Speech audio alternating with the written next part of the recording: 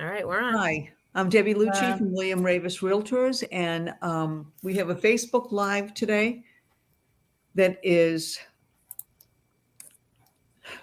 Gotta love You gotta live. love Facebook Live. So we have a Facebook Live today, and we're going to be talking about staging. So we're realtors that are a little bit north of Boston, and our team members here, we have Nicole Leahy today and Amanda Perlmutter, and we have Denise Beaudoin, who's a stager. And Denise, give us a little information about your business, how you started, maybe some tips, things like that. Yeah. So I started DB staging an interior about a year ago now. It doesn't seem like it's only been a year. I feel like I've been doing this a really long time now, but it's been great. I was professionally trained as a dental hygienist, did that for many, many years, and then kind of said, well, in the second part of my life, I got to do something that's I think I'd be really good at and I would enjoy. And so there's why I started out. Took some classes, did a little bit of work with some stagers that I know. And like I said, I've been doing it for about a year now, and it's been great. It's been really great. So just to tell you a little bit about staging, staging in itself, and you guys hear me say this all the time, staging is not decorating. We can have a person's house who is decorated absolutely beautifully, and they still need a stager. They sometimes actually need a stager more because their house is so beautiful that the homeowner will come in and just be in awe of all the really great things. So what I do is take away a lot of that stuff so that now their eye will be going to the beautiful view you might have out, or some of the architecture, or the great floors, or things that are going to stay. So those are the things that we usually do. So that's, people will say to me, so what type of house needs staging? It must be the ones that, really have a lot of stuff around and are really not in great shape. And I think that every house can benefit from staging, just because I send a stager into every house. Yeah, I know. Yeah. And it's in every house, even, depending on where it's at, there's always something you can do. So as far as tips are concerned, I could go on kind of all day. But I won't. I'll just give you some of the ones that I think are the most important. I always, and Nicole's heard me say this a million times, I always do the first look. You walk in the door, you stand there, you look to the left, you look to the right, you look straight ahead. That means a lot. If I'm going to do anything perfectly, it's going to be in those areas that you see right when you walk in, because it's either going to make somebody really excited to go see the rest of the house, like, honey, let's go. I can't wait to see the rest. Or, I don't know, this looks a little raggy. Maybe I'm not so excited about seeing it. So that's really, really important. So I spend a lot of time standing at that front door. I think sometimes people think I'm crazy, but I'll stand there and I'll really look. And, even the shot into the kitchen, I want to make sure that area of the counter looks really good. So that's one thing that I concentrate a lot on when I'm doing staging. And I can't emphasize the importance of that. That's the same thing with the front walkway. I mean, the sellers half the time don't walk up the front walkway because they're going right into the garage. So they miss it. And, what does a front door look like? What is a walkway? Yeah. So, yeah, I agree. Yeah. So that's really important. As you guys know as well, I'm not a huge fan of rugs. I just had to put that out there. Rugs are not my thing. If it's a really old house and the floors are not in great shape, maybe we'll put some rugs down to cover up a couple things. But by and far, people really want the hardwood floors. They really want that benefit. So why cover up a huge asset that you have? So 9 times out of 10, I'm always just saying, get the rugs up, get the rugs up, get the rugs up, so we can really see these beautiful floors, because it's a huge asset. Decluttering. I know sometimes it seems, I have a couple of friends that are realtors and they'll be like, oh, I just go in and declutter.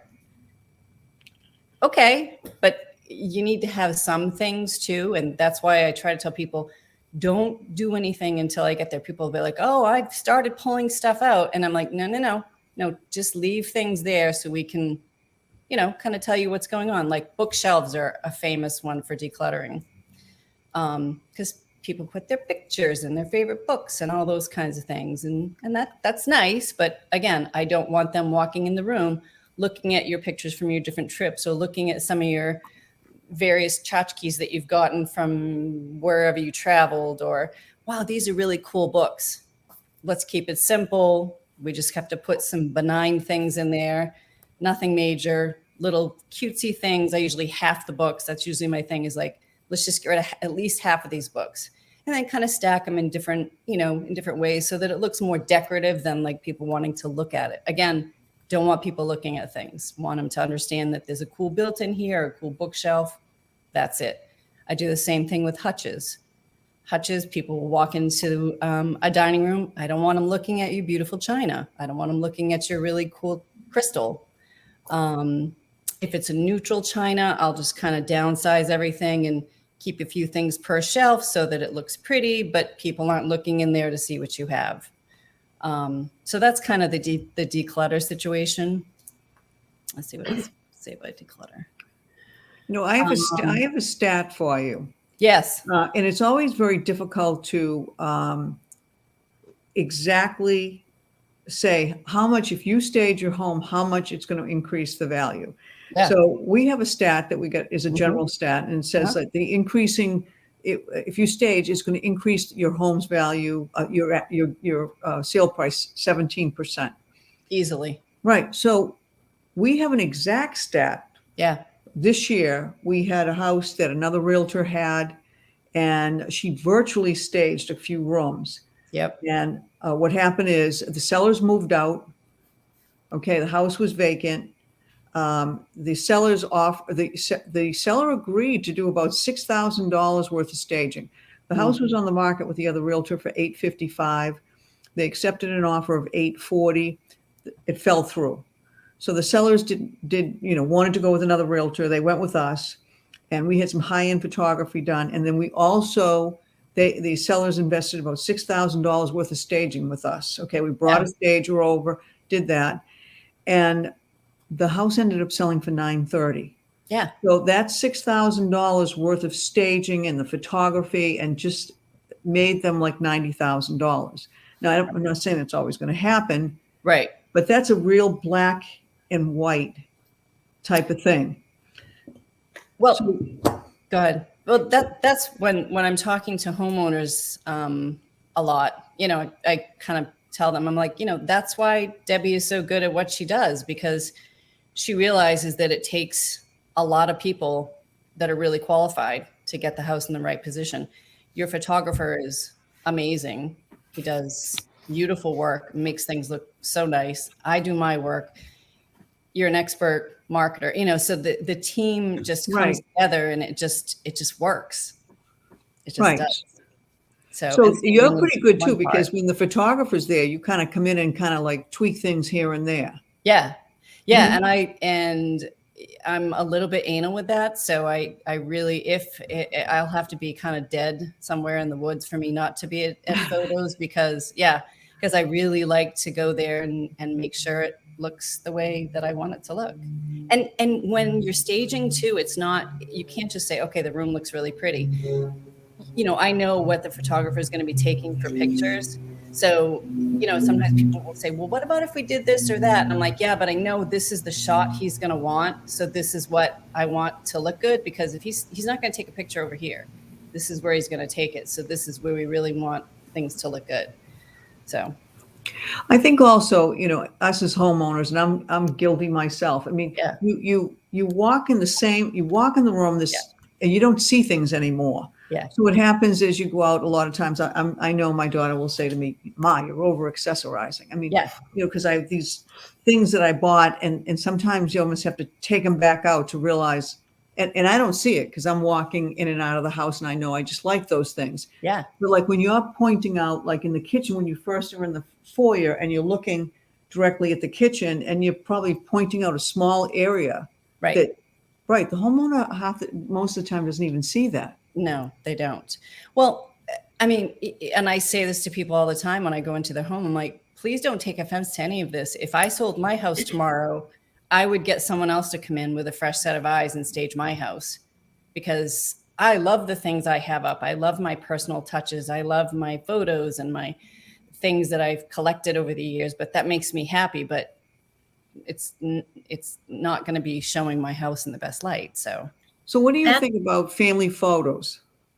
I think family photos have to go. All of them. Just they have to go. Yeah, pretty much. People, yeah, it's kind of a state, staging 101. You can't have, personal, religious, any of those kinds of things have to go. It has to be as neutral with a little bit of flair as you can get it, just. But what I don't know. love about you, Denise, is that you can walk in and have this conversation with them and they feel they're okay with it. Like they don't feel like, I feel like I would walk in and be like, all right, that's got to go. That's got to go. And, and all of a sudden they're like, I can't stand this girl. I know. You walk in and you're like, I love that. But, you just have a really great way about you that it doesn't it's not offensive to them. They understand that it's what it's for. And I love that you give them a to-do list of things to do days prior to the photos too. And it's so helpful to us as agents because it's, we're constantly, I feel like I'm not nagging, but I'm constantly like, okay, we're talking about price. We're talking about pre-approvals. We're talking about that. And then it's one thing I don't have to argue with them about, know? And, and it's where, every home that you've staged for any of my listings has turned out incredible and they all love you. Yeah. And, I only hear positive things, Denise. Oh yeah. That's good. It's good. great. Yeah, well, so the other thing that I like to do is you guys are crazy busy right now. It's nuts. So, I say this all the time to people when I go in, I'm like, I'm going to send you your list. If you have any questions, anything, people have FaceTimed me and said, well, what about this? Should I do with that? And I'll be like, yeah, let's move that, and texting. And I've had some texts at 4 a.m., and it just like anytime. So hopefully that kind of takes some of what you would have to do away from you and give it to somebody else. And it's very stressful. And, I will let people talk to me about, that's their pride, is their home. And it's a talent. Being a stager and getting the seller to do what you want them to do is a talent. Yeah. I decided to hire a stager, I don't know how many years ago. Right. I remember I walked into this house and it did not sell with another realtor. And I thought the other realtor did a good job as far as photography, things like that I could see. Yep. I knew you could see it was staging. And you'd walk up to the front door. They get the dog house with a big beware of dog right on the dog house next to the front step. You walk in, and I can smell dog. I can see the mauve flowers with the dust. I was trying to say to them nicely the best I could. I can smell a little dog in the house. I think she started to cry. And then after that, I'm like, I'm getting a stager. I can't do this. Yeah. Well, the smell thing, it's funny that you bring the smell thing up. I've kind of always skirted around that because you don't want to insult anyone, whether it be garlic, onions, curry, a dog, whatever, Cat. It's unattractive. People don't want to smell things when they come into someone's house. So I've started addressing it. It's been a little touchy, but I think people have been a little receptive to it because we all have house smells, and if I were going to be showing my house, I love to cook with garlic. I love to cook Italian food, but if I knew I had an open house coming up, or if somebody coming to see my house, I wouldn't do it for a day or two ahead of time, or I'd be opening the windows. Same thing with fish or onions or any of those things. So it's important that people know about it because I've had a couple people say, yeah, there was a note on, when the homeowners give feedback, yeah, it smelled like whatever. So and it's one hard. person says that, other people are thinking it and just don't say it. Right. And we want to know before the house goes on the market. We don't want to wait for that feedback, and it's hard too, because, a lot of times what happens is, the owners don't smell it anymore. No. Okay. And then sometimes it doesn't smell, but then it rains and like a cat. Yep. Whoa, comes right through. No, it's true. Yeah. So we talked a little bit about, I always write it on my list in the end, make sure that, note for house odors, no cooking with specific things for a day or two before. Sometimes you can't tell. Sometimes it's the next day and you have that odor. I'm a big fan of Fabuloso. I don't know if you guys know what that is, but Yeah. it's like lavender. It smells very fresh and clean. It doesn't have a weird smell. I always just say, fill up all your sinks with really hot water, dump some of that Fabuloso in there, and whatever rooms that it's around is just going to make it smell so wonderful. And then right before they come, empty it out, wipe it out, you're good to go. So that's one. So you just put it in the sink. Just put it in the sinks. Fill up any sink. I mean, I have like 2 sinks I can see from here. Just fill them up with really hot water, dump, and Fabuloso is cheap. Just dump that in there and just let it steam into the air. And, My housekeepers use that. I didn't know what that, I thought it was a cheap cleaning product. but it smells so good. Yeah, mine do too. I love it. But anyway, but it's good. So yeah, so I have started touching a little bit on scents, because I think people they don't want to offend anyone. But Right. I do the same thing. It's not that I'm telling anyone to do anything that isn't a problem in my own house as well. So, Denise, what is the most common pushback you get from clients? Like, what do you know needs to be done, but they just don't want to do it? Yeah. I think that they're a little bit afraid of saying, well, I have to put all this stuff out. I have to live too. I have to, I can't have my big toaster oven out on the counter. And I get it. It can be an inconvenience at the time. But the things that we're doing are trying to help you get the most money that you can, and I try to make it as easy as I can and give them suggestions like, okay, if you don't use your dining room that much, put like a big blanket on your dining room table and just take everything from the kitchen and stick it there, and take pictures of stuff so that when you have a showing or something, you can see on the photos what it looks like, and just put it back. You don't have to live with the staging stuff. I know that can be tough. Same thing with all the pillows and trays and throws and stuff I put on beds.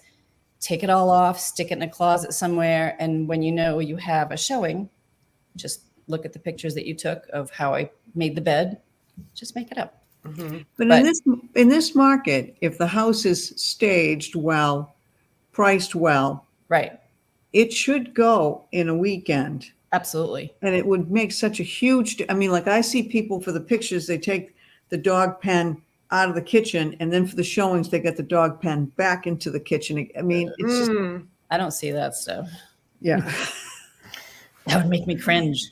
Yeah, the dog food bowls drive me crazy, and the cat food. That's another. So when I write out my list of, just so you guys know, I don't know if you look at my lists ever, but I write out room by room what needs to be done. And then the very end, I write for open house and showings, all the lights on, all the shades up, dog food bowls put away, no visible trash cans or cleaning supplies or soap dispensers or any of that stuff. So I kind of remind them again, but. Now, Denise, do you go into things like paint, curtain removal, things like that? Yeah, I do. I've done a lot of paint, consultations and given people paint ideas and stuff.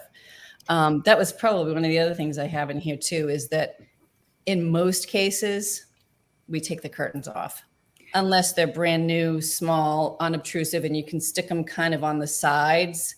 I want I want as much natural light as we can to come in the house. And I also find that curtains, even if they're really expensive curtains, they get dated very quickly.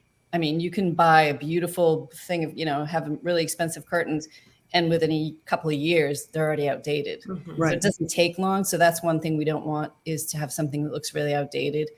I'd rather see a big, beautiful open. Well, you can see all of my windows. I don't have any curtains. I like the big open, window look. Yeah, that's what people like too. I know a lot of my clients are downsizers, and I sympathize with them because I bought the big, heavy curtains too. So did I. A fortune, but it really does date the house, and it just looks so heavy, and it's just like I'll say to some of my sellers, well, they're not that old. Well, how old are they? Well, they're probably about 20 years old. I said, well, to a 30-some-odd-year-old buyer, you got to think of that. To them is very dated. It is. It is.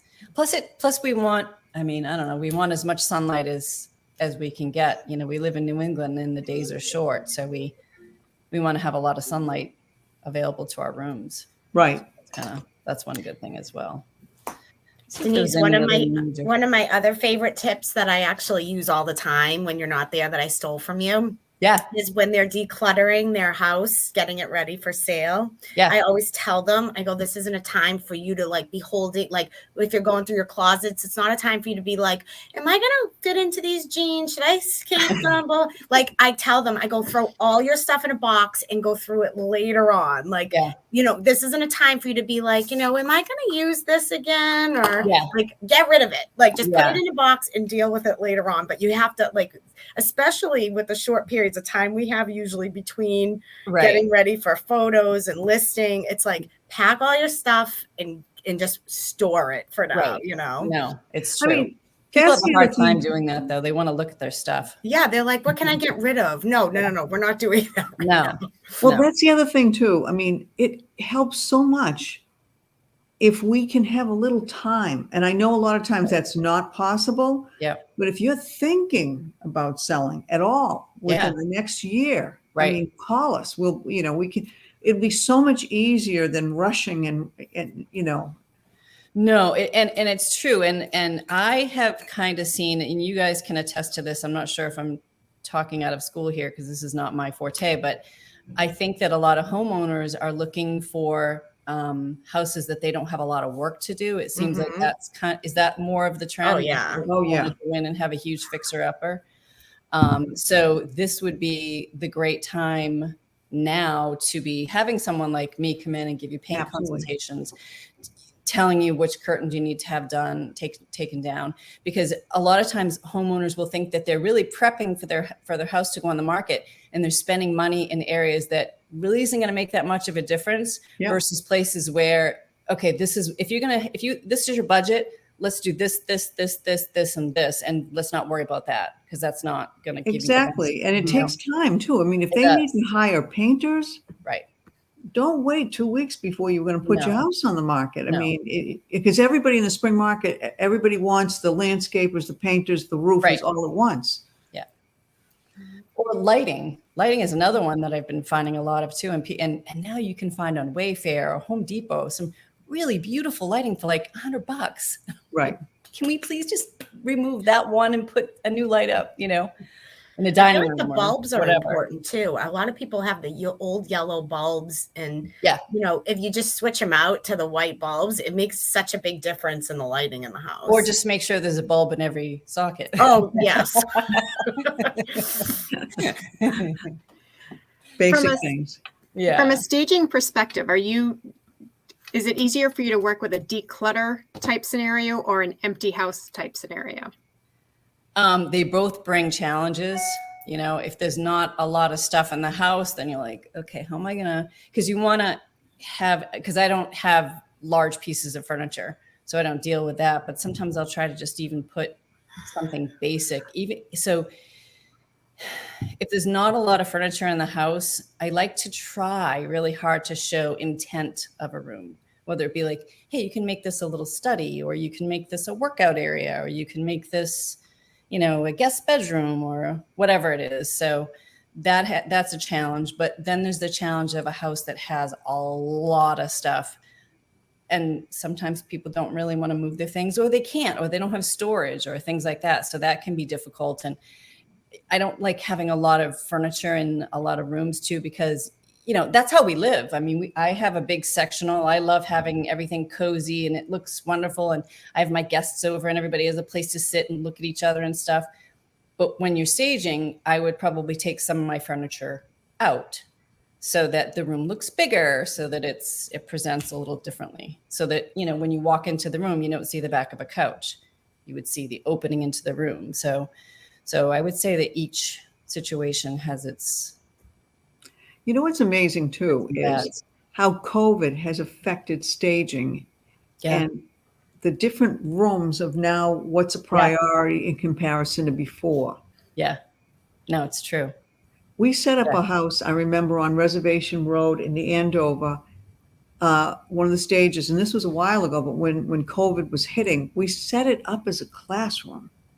Ah, She thought of that. And I was like, wow. I mean, and, instead of like a pool table in there, yeah, they set it up almost like the kids would do their homework, and it was a classroom type setting with a big chalkboard. And I'm like, wow, that was smart. And people really like that particular room, yeah, yeah. Yeah, Denise did staging for me in a North Reading property, and she made this. There was an unused area, and she made it a little art studio. Oh, yeah, that was fun. Yeah, like because the daughter liked to paint. She had stuff, but it wasn't displayed. And then the next time I go there, there's like a cute little easel with paint set. I was just like, this is great. Yeah, yeah. But you really think about that. I mean, staging is not my forte. So I would walk into that empty room and I'd probably be like, okay, what are you going to do with this?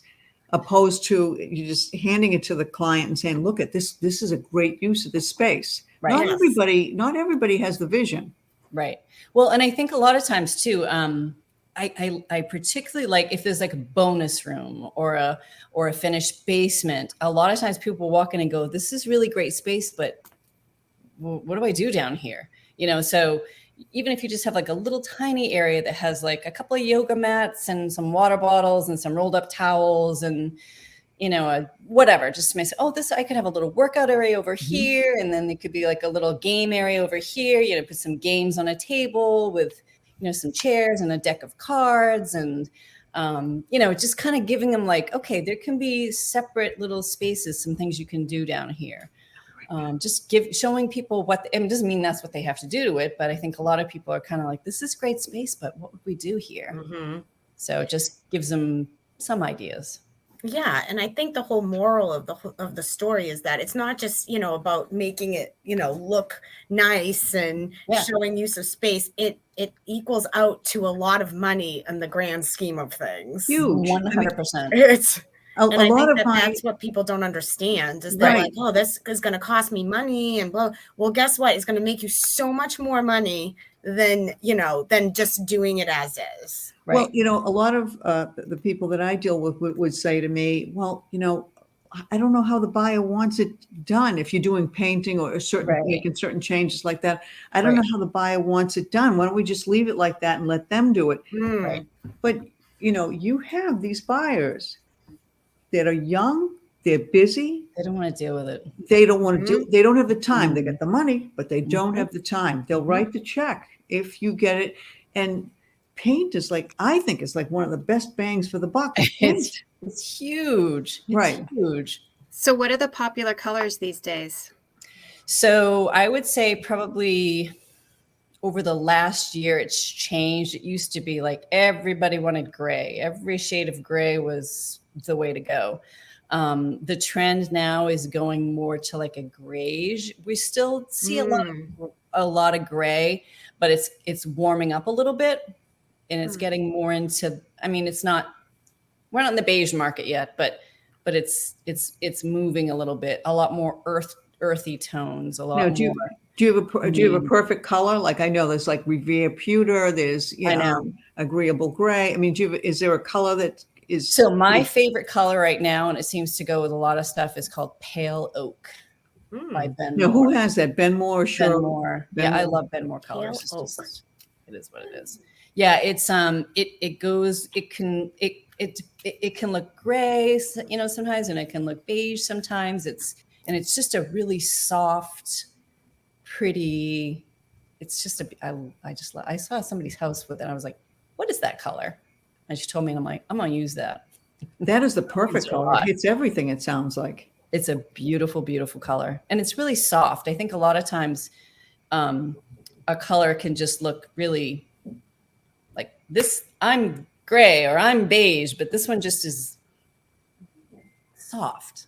Yeah. Nice. Hard to explain, but it's nice. It's one of my favorites as of right now. It might be different in a couple months, but today that's my favorite. Yeah. And I think the accessories, pillows, things like that. Yeah. So tell us about that a little bit. You come in and you kind of. Yeah. So one of the things that I see a lot, because I had one in my old house, so everyone has them, is the leather sectional. If I had a dime for every time I've seen a leather sectional, right? Mm-hmm. They're popular. They're They're practical. durable. The kids can't. Yeah, I mean, they're great. So there's a reason why there's a lot of them, because they work for a lot of families. But it looks hard. It can look a little harsh in pictures. So I usually put, a lot of white textured pillows with some textured kind of nubby throws with maybe a little yellow or something, just really soften it up a bit. And put, the coffee table with some kind of softer, prettier type things, just to kind of neutralize the so much leather, brown leather usually. So that works pretty well. And what I've been doing a lot too, I just had one with Angela a couple of days ago, and you walked into and it was a really large living space. It's their family room, but you walked in and it was you just went right to the back of the big sectional. Yeah. So I said, can we take this sectional apart? So we actually took it apart, and the middle corner portion of it is going in the basement, and then the two other sides we're just putting against the wall. So when you walk in, you have like a walk-in area that you walk into the room. So you're not because I just felt like stopped when I walked into the room. Yes. Like I didn't feel invited into the house. Yeah, So I'm taking apart a lot of, that's kind of my latest thing too, is I'm taking stuff apart. Just because you have a sectional doesn't mean you have to. Some sectionals don't have a finished edge, but I think a lot more of them are doing that because you can use it in different ways. So that's another thing I'm doing with the sectionals.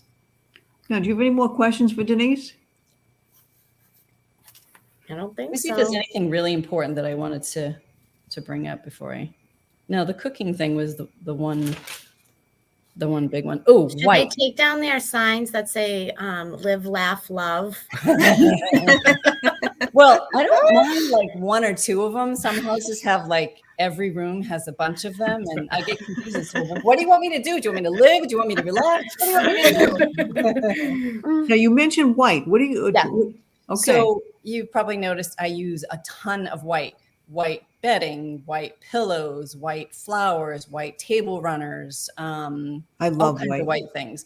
White really grounds your eye. So if you go into a dining room and, it might be an old, dated hutch and, table and the old brass, chandelier and the whole deal. I always find if you put like a white runner with a nice big thing of white flowers, when you walk in, your eye settles on white. It just does. And so it's not like this stuff goes away by any means, but it gives your eye a soft place to land, if that makes sense. And the same thing happens with bedding. I just did for Angela, I did another house too, where I had this big, it almost looked to me like a water bed, big bed. And had a brown comforter on it. We put a big white throw with some white pretty pillows and a lot of white and light colors and stuff. And the bed all of a sudden shrunk right down. Yeah. I know white is just very soothing. It gives your eye a place to rest in a room. So that's always a big thing I like to use as well. So Denise, we're running out of time. Yeah. But now, how do people get in touch with you?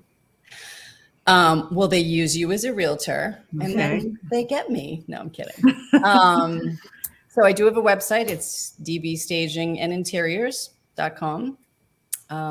That might be the easiest way, because then you get all the information on there. So That's good. So that's a great tip. And thank you so much for joining us. And it is never too early to get Denise over there. Don't wait till the last minute. I've been saying this for 23 years now. It's true. If you're selling if you want to sell in March, we need to get out there now. Exactly. Because then you can do things slower and you're not rushed and stressed out. And you will make so much more money. What's that? You will make so much more money as a seller. All day, every day. Yes, exactly. Exactly. No, it's true. Well, thank you so much, Denise, for joining us. And thanks, Nicole and Mindy. We greatly appreciate you coming on board with us today. It was fun. Thanks, Denise. Thank you. I'll see you guys soon. Bye-bye. Bye. Bye.